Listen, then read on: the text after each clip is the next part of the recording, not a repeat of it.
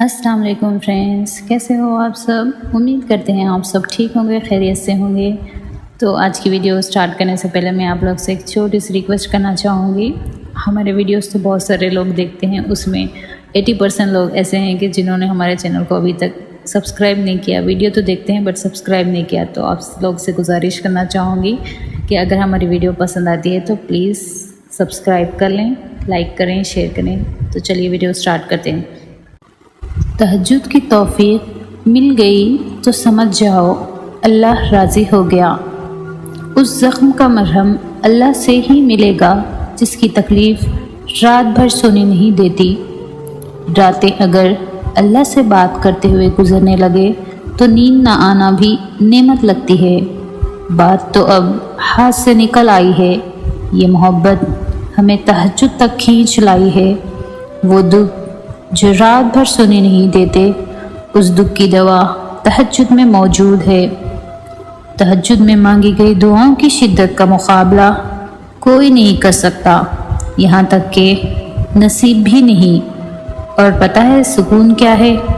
تہجد کے وقت اپنے رب سے باتیں کرنا، مسکرا کر دن بھر لوگوں سے اپنا غم چھپاتی ہوں اور پھر وقت تہجد خدا کو رو رو کر سناتی ہوں۔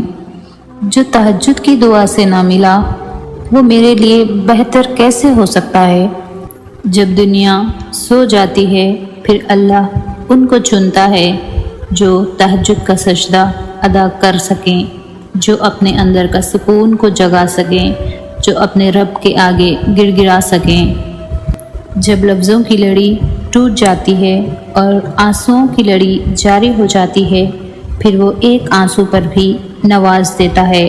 پھر اس تہجد کے سجدے میں سکون ہوتا ہے جب انسان اپنا دکھ رب کے آگے کہہ دیتا ہے، یہ جانتے ہوئے بھی کہ رب اس کے سارے دکھ سے واقف ہے، اور جب وہ کن فرماتا ہے پھر کوئی تکلیف نہیں رہتی، کوئی غم نہیں رہتا، پھر سب تبدیل ہو جاتا ہے اور سکون سا آ جاتا ہے۔ تہجد ان زخموں کو بھی بھر دیتی ہے جنہیں وقت بھی نہیں بھر سکتا۔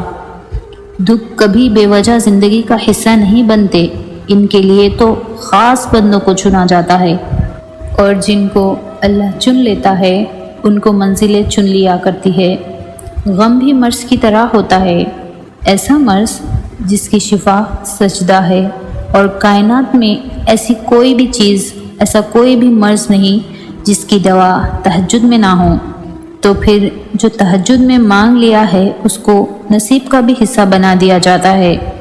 تہجد کی بس ایک دعا ساری زندگی بدل دیتی ہے۔